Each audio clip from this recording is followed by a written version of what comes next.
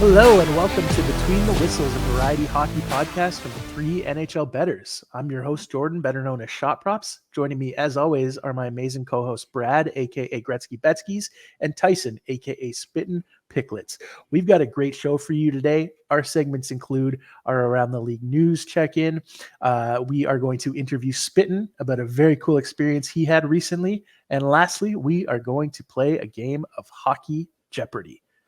Let's get right into it.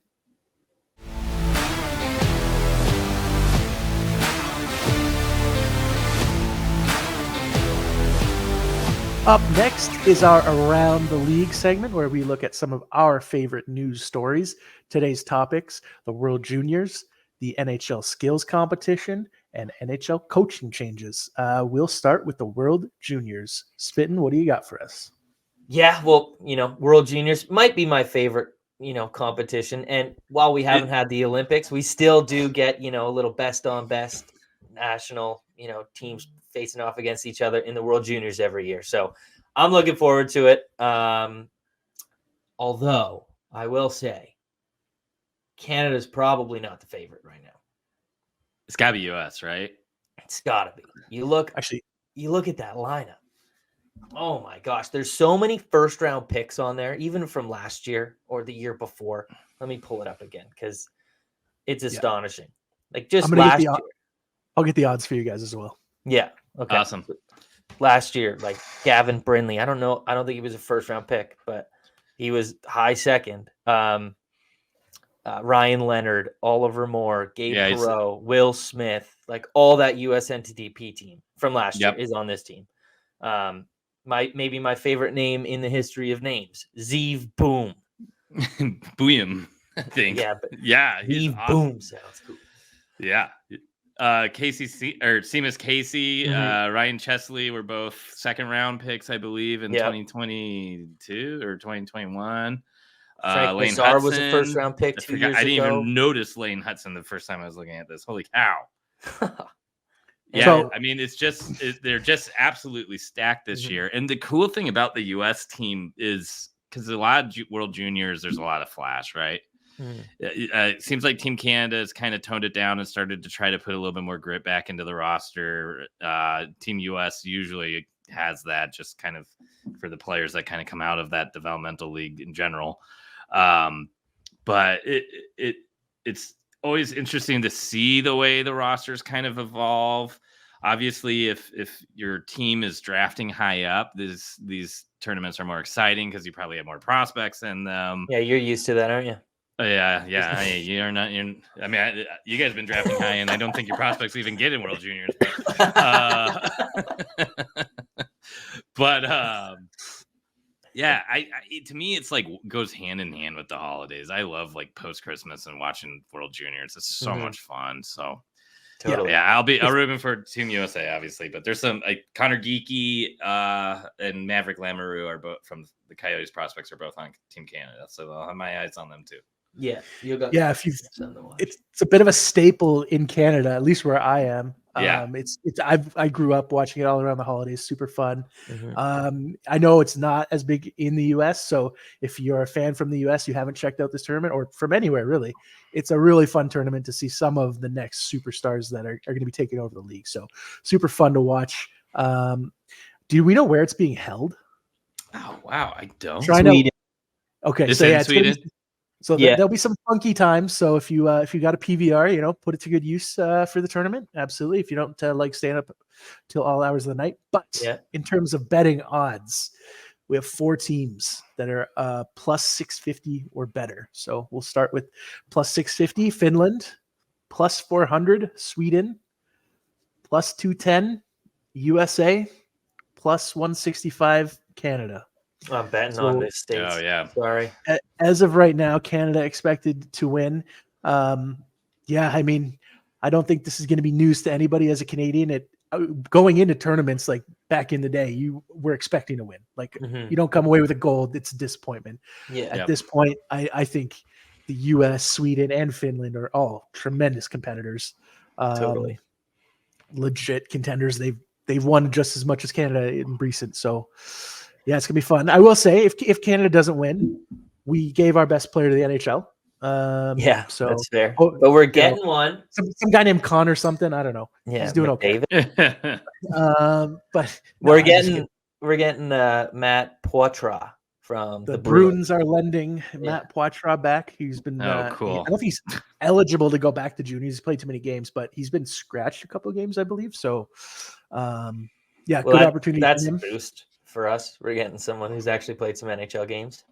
Yeah, I expect he'll be either a captain or an assistant captain and play a pretty big role if they convince the Bruins to lend them. So definitely, yeah. And if you you know, as you said, this tournament isn't as big in the United States, but if you haven't watched, I would watch this one because Macklin Celebrini is going to be playing for Team Canada, and he's projected first overall this year. I wish we got to see Cole Yzerman, who's projected 2 or not, maybe 1 somewhere. It's kind of still up in the air with Macklin Celebrini still favored to go first, but he's an American. But this American squad is just too stacked for him to get in there. But at least you'll be able to watch Celebrini play. Yeah. Vancouver guy too. Shout out. Very nice. So lots to look forward to there. Up next, we've got some changes to the NHL skills competition. Now I know on Twitter, I see a lot of people saying, "Oh, skills competition's a joke. It's for kids." Blah blah blah. I don't care. I like it, and I think they made it even better. So they've made some changes. There's going to be only 12 players competing in the skills competition, so they're definitely shrinking the player pool down a lot. And each player is going to choose to compete in 4 of 6 events, all the ones that you're familiar with: fastest skater, hardest shot, etc.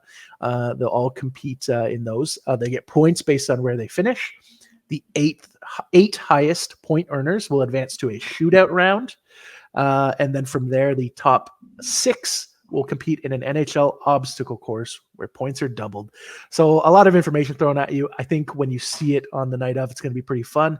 The other piece is there's a $1 million prize available for whoever wins the tournament, which to some players who have signed $90 million contracts may not be a ton of incentive. I don't know. Can't relate to that. But we also got a rookie in Connor Bedard who's on an entry-level deal, who might be the face of this event, and hopefully is. I mean, he should dominate some of these skill events. What do you guys think about the new format? Any thoughts? What are we thinking here? I just have a question. I think the skills competition it's going to be more fun, obviously more competitive. We don't have to see Matthew Tkachuk and Brady Tkachuk in a dunk tank anymore. That was ridiculous. Yeah, some of the events were gimmicky for sure. Yeah, like last year was a joke. I'm happy that they're switching it and kind of incentivizing players to actually try. So there's only 12 players that get in. 12 right? skaters and 8 goaltenders. Yeah. Okay, but how many are all-stars? That's a great question. Is there a game as well? So there will still be an all-star game. Only NHL All-Stars will be eligible to compete in the skills competition. Okay. I don't know how they're selecting which ones compete in that though. I think I heard it was like 8 selected by the NHL PA or whatever, and then 4 by fans. Yeah. Something like that. So yeah, we'll have more information on how they get selected soon. Oh yeah, here we go. Sorry. 8 will be determined by NHL's operations department and the NHLPA. Fans will vote in the remaining 4. So there you go. Nice. And then I think I heard something else on a podcast today that if you can't get voted in twice or in back-to-back years. So like McDavid this year, he won't be able to compete next year for the $1 million. Oh, cool. Interesting. Yeah. Okay. He can still be an all-star, but he can't be in the skills competition, which I don't know. That kind of makes me think you can't stack this year then, because next year will be, I guess. So that's why they're the NHL is picking 8. Yeah. I mean, yeah, I expect Connor versus Connor in some of these events. I think that would be a huge miss to not do it. They have to.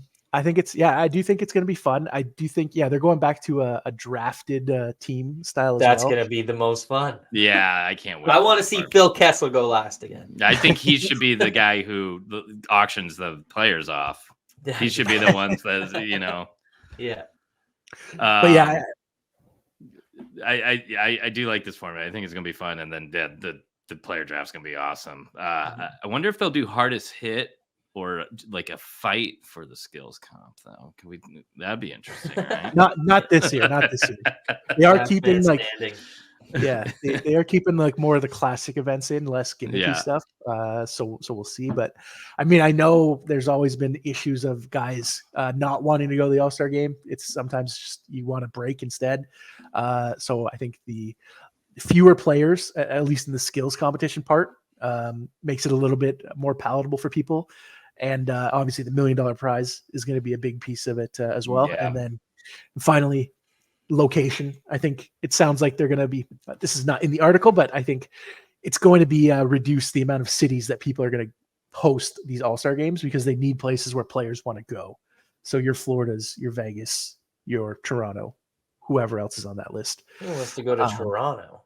I think Toronto's going to stay on the list, though. Yeah, probably. But yeah, I'm pretty sure we've heard players that are like, yeah, I'd rather not go to the All-Star game and then have like that weekend off or whatever, because a bunch of their teammates like go to Mexico or go on a vacation together, or even just the rest, Yeah, and it's like a week and a half or something. It's not just your weekend, right? Because they're there a couple of days early doing media, and there's a ton of obligations that go along with the event outside of just those two, the skills in the actual game itself. So yeah, it's some time off. So I'm excited to see the new change. I think it's gonna be fun to watch. So yeah, I can't wait and bet on, hopefully. But that's wraps up this news article. Finally, we've had some coaching changes. So we're gonna go to Betsky to check in on the coaching world. Yeah, I mean, we've had 4 coaching changes this season, 2 since our last episode came out. The big 2 were St. Louis canning Berube, who famously led them from the last place of the entire league to winning a cup. And then Ottawa Senators just releasing DJ Smith. Now, I think we all saw the Smith one coming. I feel like that is a roster that has been underperforming. I'm excited to see what that roster can do with better coaching and maybe a voice that can really get to them. I mean, how good would Berube look over there? I was going to say that. Yeah. Ottawa dropped their first game with their new intermittent head coach, though, Jacques Martin, which is usually pretty surprising considering usually when this happens, teams kind of get that boost and they kind of come out and win a couple games in a row or put up a bunch of points at the very least. Ottawa Sens were up against my Coyotes. They were up 3-0 into the second and up 3-1 into the third, and then lost in regulation 4-3. So there's something going on over in Ottawa. And I hope they're able to start to make long-term corrections here soon as far as that coaching staff. Now, the St. Louis one's a lot more interesting to me. So we've seen the success with Hines in Minnesota now. Oilers have had a huge success since the coaching change, and I'm not even convinced it was just coaching for there. I think they just needed a reset, and that big homestand didn't hurt. But the Blues situation to me is the most interesting. How about to you guys? Well, I just don't understand the timing. Like, Same. They were 2 points out of the playoffs. Yeah, and then you fire Berube. I don't know what the expectations were of this team because, like, I think playoff bubble is good for that roster. Like, no disrespect to anybody on it, but I think there's better teams. So, like, what did you want him to do? Or maybe there's something else going on. I don't know, but I did call Jordan Kyrou for comment. He had nothing to say. Oh my God. Nothing but tears. So again, when Minnesota changed their coach, and same as Edmonton, I kind of predicted that they were going to have a big uptick in wins and on their offense, and things would just kind of feel right because those were both 2 teams that were way worse than they should be. And with where their rosters are constructed, everything about it. I mean, both teams have vets. I mean, they weren't going to stay at the bottom of the standings. So those were obvious spark plug moments when the coaching change happened. These two are a lot more perplexing, though. And again, I think Ottawa is only one game since, and I think we'll probably see maybe an uptick here, or maybe it'll have to happen once they get their new true head coach. But the Blues, I don't feel like this is going to make them better. Yeah, I don't think so either. I thought Berube was a great coach. Yeah. Yep. And I know they're kind of in like a weird retool, kind of in between a rebuild and being competitive, because you have some nice pieces with Kyrou and Rob Thomas. You have some nice pieces coming up. Jake Neighbors is kind of starting to show. Jimmy Snuggerud, who's on that US on the team. US. Yep. Mm-hmm. They need to figure out the back end and some of those prospects as well. But Dvorsky, this year's draft, so they have a nice little pool coming in, and I think you're going to want to have the right coach to bridge that. And I think you don't want to be. To me, the Blues have always been kind of like the Stars. They don't need a top lotto pick. They don't need a top 5 pick to really jettison them into up the standings or into relevancy. They've always been able to draft well and develop well. Armstrong's a great GM. And you would think having a solid coach that's really kind of developed the culture and core would be the guy you'd want to stick around. Mm-hmm. But here we are. I don't think it's a coaching issue in St. Louis. I think it's the GM. I think it's Doug Armstrong. Yeah, and again, he's been great for a very long time for them, but at some points that those relations and situations kind of end too, and maybe it's Armstrong trying to save his own job right now. Maybe he doesn't want to get canned, so he's doing the old fire the coach first, and hopefully the team reacts and responds well, and you save face for another year or two. But yeah, I just don't understand some of the moves over the last year. Like, you let Pietrangelo go. He's your captain. He's your leader. He's your best defenseman. And then you're just bringing in, I think, the wrong people. Like, you're bringing in Kevin Hayes, who's making way too much money, who's older. You're bringing in Torrey Krug. I know this was years ago, but I believe he's like mid-30s now. So you got him at the early 30s. Sod. Yeah, you're just bringing in the wrong age group, I think.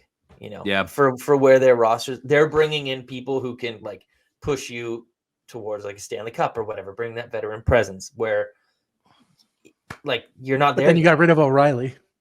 Yeah. Yeah. What? And Tarasenko, like that's your friend. I don't know. It's strange. There was a switch there. Yeah. Yeah. That's the one I don't get it. Seems like a very middling team.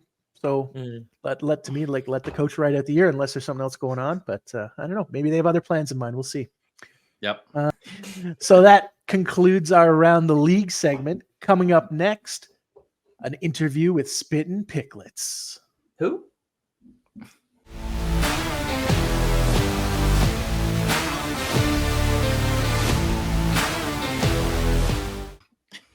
Up first, our very own Spittin Picklets has a very cool experience to tell us about.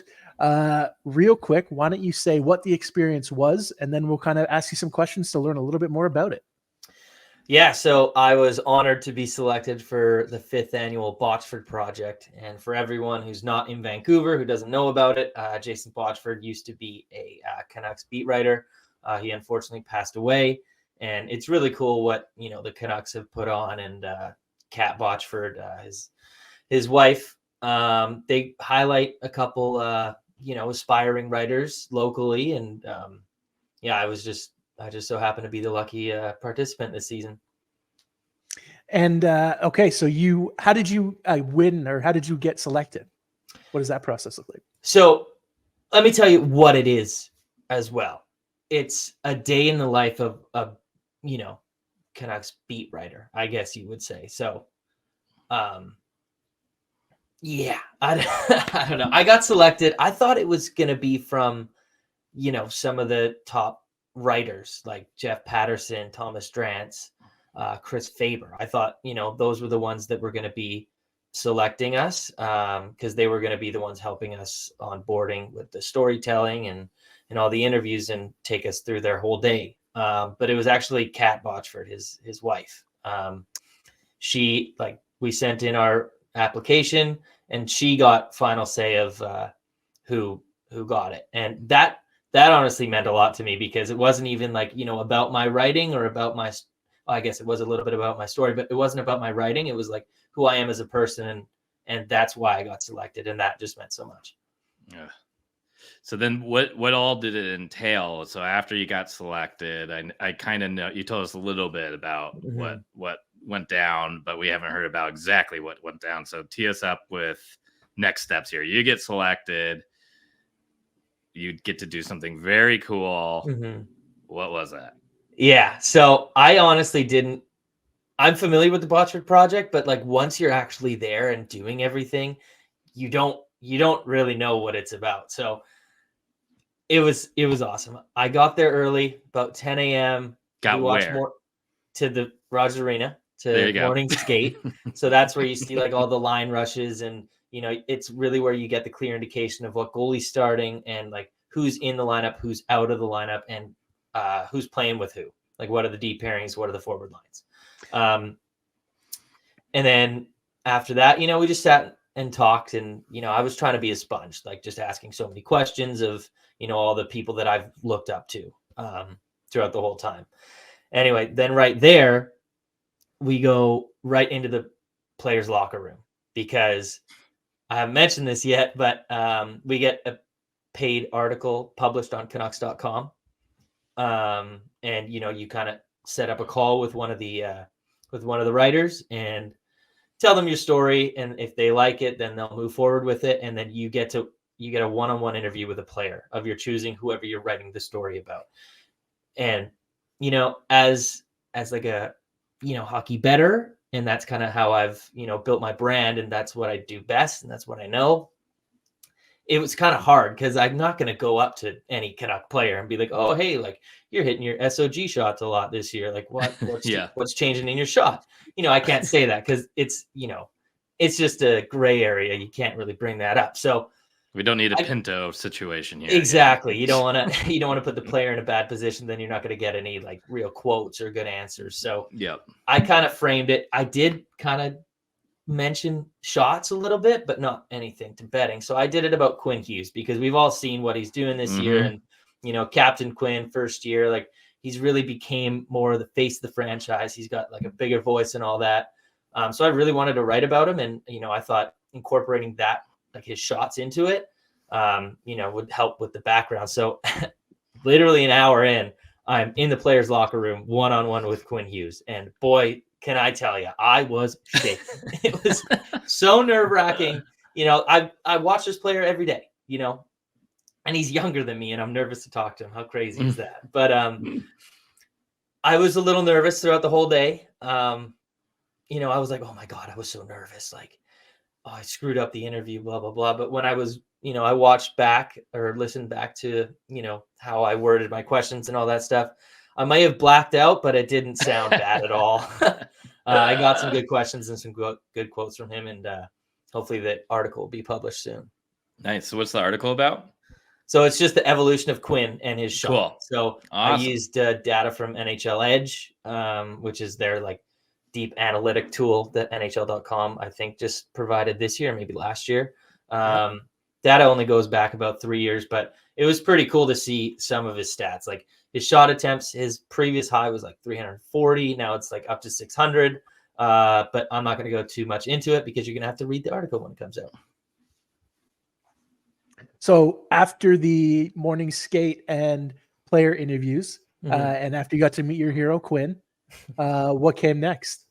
Well, we just went into the media room, and that's when, you got to talk to the head coach. And this is the kind of area where, you can ask him anything you want, kind of like anything about the season, anything about any players or anything like that. In the post-game media, that's when you typically want to ask about the game. So we pretty much had free range to ask him whatever. Luckily, I was still shaking from, talking to Quinn. But luckily, Chris Faber helped me out and asked a couple questions for me regarding Quinn in the interview. So that was good. And then after that, it was like 11:30 and game's not till 7. And we have nothing to do until like 5 o'clock. So we just kind of walked around Vancouver, killed some time, went to a couple coffee shops, went for lunch with me and the 2 other recipients. So not really too much until the end of the day, beginning of the game. And when you were interviewing the head coach, Mr. Rick Tocchet, is that the similar sort of setup from what we would see at a post-game interview? Is it a coach at a podium, or is it a little bit more casual in the morning? Yeah, no, it's him right behind the podium. I always thought it was like wallpaper behind him, but it's actually just a TV screen. Yeah, with the Canucks logo and stuff. Mm-hmm. But yeah, very cool, very cool. Mm-hmm. And after you spent some time in the lovely city of Vancouver, I assume game time was right around the corner. Yeah, so we were told to meet back at around 5. And then we met. I couldn't tell you how many people I met that I've watched on TV or read some of their pieces or anything like that. It was amazing. Cool. The entire media team was there, and and everyone there is so supportive because of they all love Jason Botchford and anyone who's there, and they're so supportive of the people trying to get to where they are in this program. And they've there were some people there just as early as last year that were a Botchford Project recipient that was working at the game. So it's just crazy to see how quickly things can turn around and how I could actually be there. Yeah. Wow. Mm-hmm. Super exciting. Time, for sure. Yeah. And then, I'll be honest, this was probably the hardest part of the whole game. We sat in the press box just right beside everybody. Right. And you're not allowed to celebrate when they score. And as a fan, are you a Canucks fan? Oh yeah, you never knew. As a fan for 27 years, when we score, I'm up my seat every time. And the first time we scored, it was Sam Lafferty. Shout out. I stood up off my chair, just put my arm right in the air, and as I put it all the way up, I remembered. I'm like, all right, back down. fake a stretch and yeah. And then I just grabbed onto the back of Chris Faber's arm. I'm like, dude, I'm so sorry. Why aren't you supposed to be celebrating? I mean, I guess it's supposed to be media neutral. Bias. It's a workspace up there. Professional. Yeah. Okay. Yeah, it's a workspace up there. So that was a learning curve for me. The next 3 goals that we scored en route to a 4-3 win, I was comfortably in my seat. But it's nice you got to see a win. And and then after the game, do you anything else, or you just go home? Yeah. So when you're up there, right towards the end of the game, it's kind of like a scrum to get into the elevator to then get down to the actual scrum. And yeah, you just go in there for post-game interviews. And I always thought growing up, when you're in there, I thought it was everyone. All the players are in the locker room, but there's only 3, a handful of players. So you have to request to get an interview with one of them. And that's why. And it was just empty in there. I was so confused. But yeah, we went in there, did some post-game interviews. I didn't ask any questions because I was, building up the courage to ask Rick Tocchet a couple questions, which we ended up doing in the post-game media availability. Unfortunately, I would have liked to ask about, Quinn and, his shot that night because we're supposed to be talking about that game, but he only had 1 shot attempt, so didn't really seem appropriate to ask about it. But Sam Lafferty had a really good game. And I feel like Rick Tocchet, was very proud of that move because he had scored 3 out of his last 4 games. And he was the one that kind of stuck his head out for him. Because, he's normally a 4th liner, and then to see him excel on that top line, it's yeah, that's my move. I do that. So when I had brought it up to him, I could tell he was excited to talk about it because, he kind of stumbled on his words more than I did, surprisingly enough. Sam Lafferty scored in 3 out of his last 4 games. Yeah. You know, what's he doing differently to position himself properly? Is it just as easy as, keeping a stick on the ice around the net, or have you noticed something different? Well, I had a big grin when that's a typical power forward goal. If you look at that goal, he goes through the middle drive. I don't know, he bowls his way in, knocks people out, and then rebounds there and he puts it in. That's a power forward type of goal. You have to have those type of goals to win. So that's the type of guy that, since we've acquired him, man, I don't know how many goals he's got now, but he's really come up big for us. And he's really helped Petey be in that fast forecheck, and he's relishing that role right now. Hopefully he can stay there. So it looks like you asked Rick a pretty great question. You got him out of the routine kind of stock answer. You love to see that. With respect to the article about Quinn, though, when can folks expect to see that? Yeah, so it should be any day now. As we're recording is December 20th. So, catch that on any of my socials. I'll be sharing that around anywhere I can. I can't wait to read it. Mm-hmm. Yeah, no kidding. That'll be awesome. So then, does anything else happen with the Botchford project? Do you get some follow-up? What are kind of those next steps look like?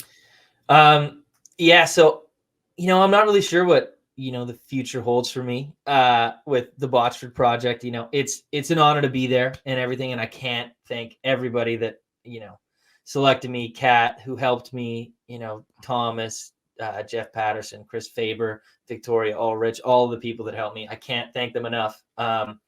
Just the opportunity to network there and meet so many people who are, high up. So I really, I'm hopeful that, the connections I've made and that experience, really helped me out. Right now, I'm at the Canuck way. So, baby steps, moving my way up. And, Very cool. Hopefully I can make that Botchford project experience, a daily thing for me.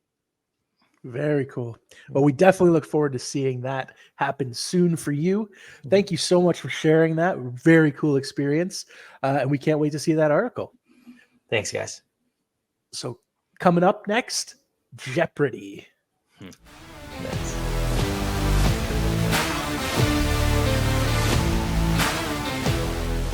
All right, welcome back. We are going to our game segment for the week. We're playing Jeopardy. I have concocted this awesome board here for these two gentlemen to play against me. It is standard Jeopardy rules. Unfortunately, there's no daily double. And you have to answer in the form of a question. You have to say, what is blank? Who is? Sure. Who is or what is or who, whatever it is. We don't have a buzzer because we are online. So shots just say One shot day. and Betsky just say bet. And whatever I hear first, we'll get the turn. Definitely like and subscribe to help us maybe one day afford a buzzer. Afford a buzzer. Yeah, show. that would be That'd be very awesome. sweet. Or if anybody has any other ideas that would work better than this, let me know. Okay. Since Jordan usually hosts for us, we will get him to start. Sorry. All right. That's fair. All right. I will quickly run through the category names for you. All right. So we have going number 2. We have praise the Lord. We have jersey number math. And we have line names. Jordan. All right. Oh, I guess I do have a little team here. So I guess I can update. Oh, okay. Cool, Oh, cool, cool. cool. So Okay, Jordan so I'll will be be team 1. Okay, cool. Awesome. Okay.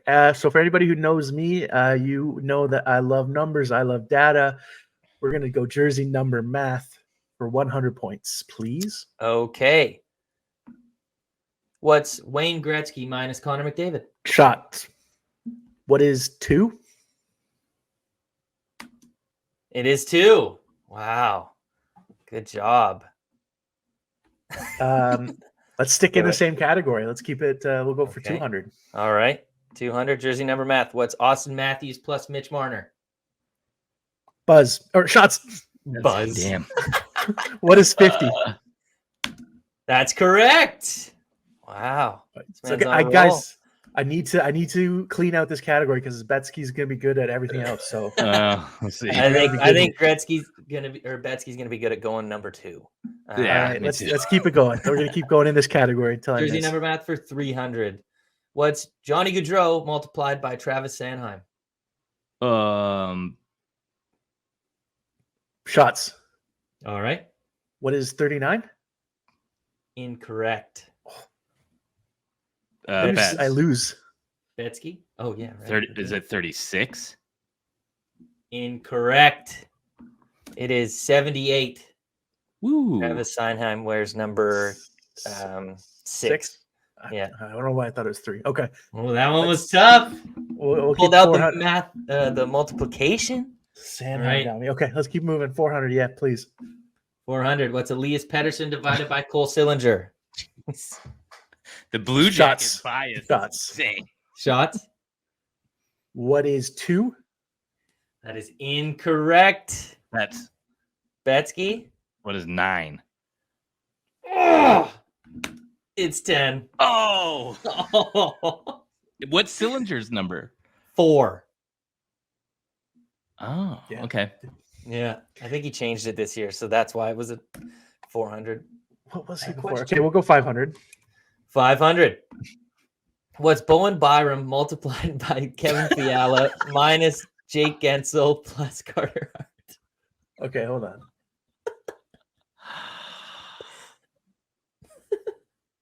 No, Do I have to guess? No, you don't. shots. Shots? Oh my gosh. Okay. What is 60? Incorrect. No. I'm going to strategically pass. Smart. 108. Oh, not even Jeez. close. This is like the GRE. What was Fiala? So 4, 22 13. times 4 is Oh, 88. I thought it was 11. 88, I would- then minus 59 is 29, and then Carter Hart's 79. So that's I quickly learned how little I know of numbers. Okay, there we go. I guess I'm still in control, I guess. Yep. That's Yeah. embarrassing. We're crushing this.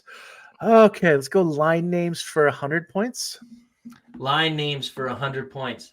Who centered the perfection line between Brad Marchand and Betsky? Bergeron. First name, please. Patrice Bergeron. Who is Patrice Bergeron? Oh, nice. Climbing I'll out the give it hole. to you. All right. Well, I'm going to switch it up because we all know how much Betsky loves going number 2. So let's go number 2 for 300. Number 2 for 300. All right. This 2002 Atlanta Thrasher draft pick was the last goal Shots. to be specific. Okay. Oh. Shots. Who is Kerry Lettinen? That's correct. Wow. cool. I forgot he was. I was thinking only Dallas. Wow. Oh. All right. All Shots. right. Let's go. Praise the Lord for 400. Ooh, we're Mhm. jumping around here, boys. I Mhm. guess you We're just working the want a board. taste of everything. What team has won the most has the most Stanley Cup Finals appearances without a Stanley Cup? Betsky. The Rangers? That No, is that's not. without a Stanley Cup. Yep. That's incorrect. I got frozen up because I actually did not read it all the way after I said my. Oh, my no. buzzer. Shots. Yeah. Or- I'll I guess buzz you in. can pass if you want. I'll Sorry. go for it. I'm gonna I know. I'll I say know what Florida. I'm going to say Florida Panthers. That is incorrect. I believe they were second. Do you want it? Do you want an extra guess that doesn't count for anything? Shots. No, no. it is. Or I mean, Betsky. Wait. Let me think real quick then. Who do you think it is?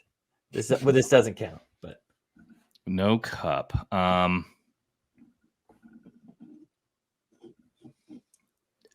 mean, could it be Vancouver?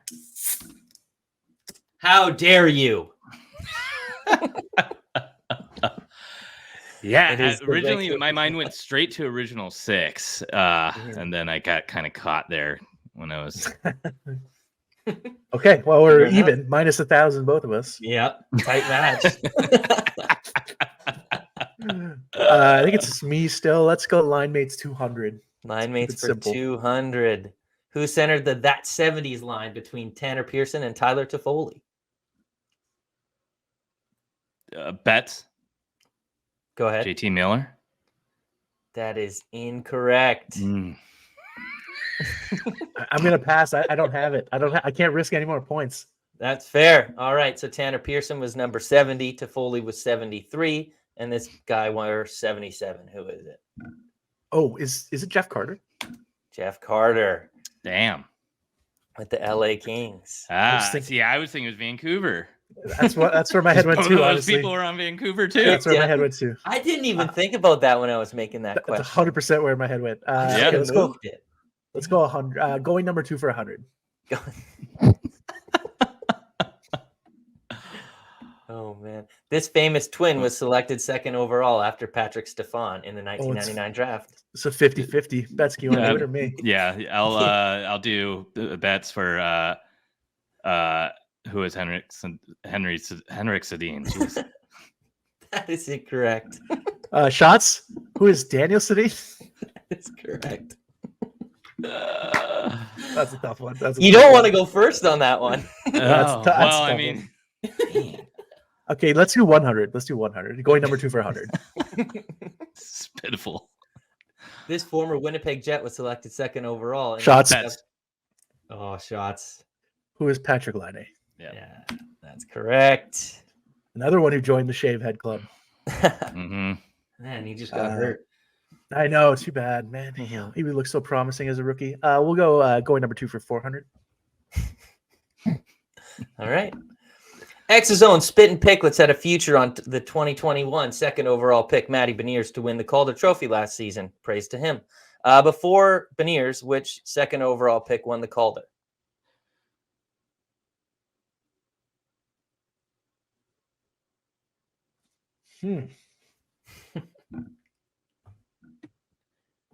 I'm not buzzing.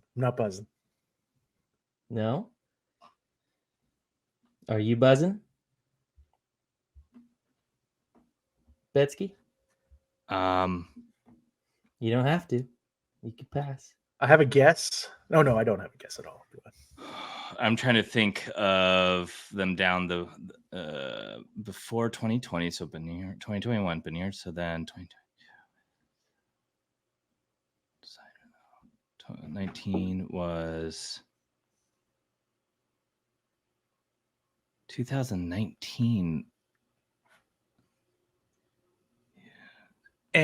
Clock's up. Yeah, that's fair. Who is Gabriel Landeskog? Wow. Oh. Oh, I would not have gotten that. We're That gonna was go back far for that one. Yeah, yeah. he was a stud in his rookie year. Okay, let's finish the category for 500. All right. Which team selected Hall of Fame defenseman Chris Buzz, second shot props. overall? Ding. Oh no, dang. Who are the Hartford Whalers? Ah, dang. Wow. Sorry. I thought this was hard. Yeah, I think I didn't know that. I'm doing better at the old stuff. Yeah. Let's do Praise the Lord for 100. Praise the Lord. I Which think team moving has won the forward- most Stanley Cups? Brett's Betsky. Montreal Canadiens. Boom. Boy. There we Crawling go. On back the up. board. Crawling in back the job up. column. I want to Well go done. right Quick back buzz. to line names at 300. All right. Line A names. Who centered the egg line with Patrick Elias and Brian Giunta?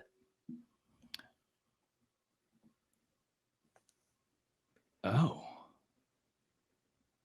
Oh my god. Not good at line names. I didn't know this was a line name either till I looked it up, but I remember the line.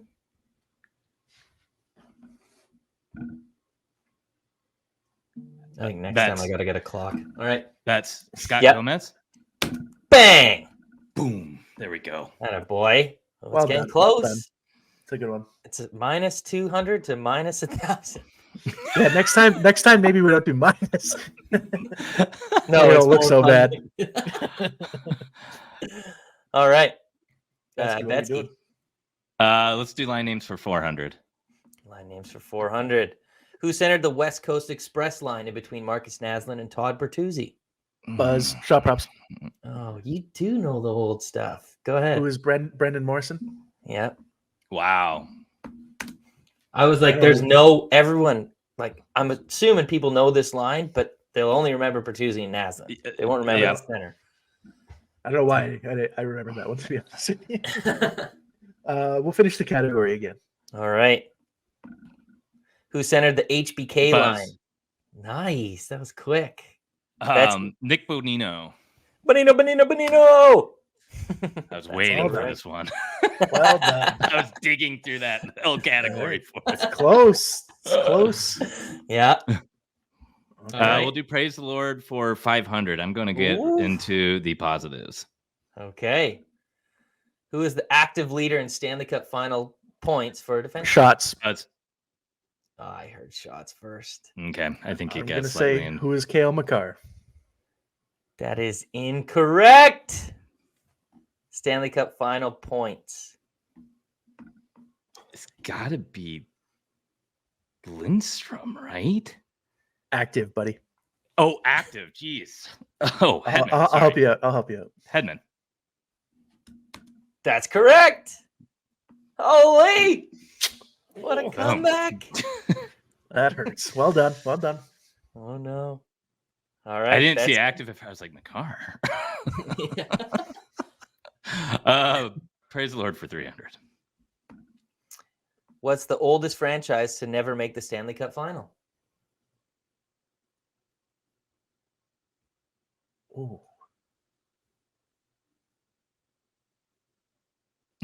Buzz, Brett's. Betsky? Do I need to do the original team or what they are? Well, I guess that doesn't matter. So who is the Arizona Coyotes? You dick. I was not going to guess that. Oh, man. 1996, but then if you go back to Jets years, we're 80s. Well I done. had to include that. I took a dig at my team for the Yeah. 400 question. I had to take a dig at your team. Well done. Well done. Oh, Betsky's going to win. I got to get this Oh. last one. Finish it off. Yeah, absolutely. All right. Which original six team has the least amount of Stanley Cups? That's got to be the Betsky. Maple Leafs. Incorrect. Whoa! Oh, you got it. All right. Hold on. Who are the Chicago Blackhawks? Incorrect. It was the New York Rangers. Really? All Well right. done, Betsky. Final score 100 to Gretzky's Betski's and minus 500 for shot props. All You know, right, it sure, I think- sure didn't feel like I was a winner there, but You beat me. And I think How was that, guys? that was fun. was That was fun. As my punishment, I think I should be responsible for next week's game. Fair. We will I be like that. playing Frozen Feud. Ooh, ooh, that's exciting. Should be fun. Well done, Betsky. You kicked my butt. Thank you. I look forward Wow. to playing again soon. I think Spittin kicked all of our butts, but I think the lesson is don't never guess. Yeah. yeah, yeah. Don't guess pass. until you know. Just You have to be pass. 100% sure. That brings us to the end of the show. Thank you so much for watching. Congratulations to Gretzky Betskys for kicking my butt at Jeopardy. It was a ton of fun. Thank you for Spittin for hosting. We are going to be probably taking a bit of a break over the holidays. It's just going to be tough to find time to record for 3 different people. We've all got a bunch of stuff going on. So thank you so much for watching. Until then, Spittin, where can the good people find your content? Find me at Spittin' Picklets on Twitter. You can find any written, article content on the Canuck Way or props.cash. And Betsky, what about yourself? Yeah, I'm Gretzky Betskys on Twitter, and I'm part of the Parlay Science Discord and part of the betting news team. Very nice. And you can follow me at ShotProps on Twitter /X or visit shotprops.com for free NHL data. Thank you so much for watching. We'll see you all soon and happy holidays. Happy holidays, everybody.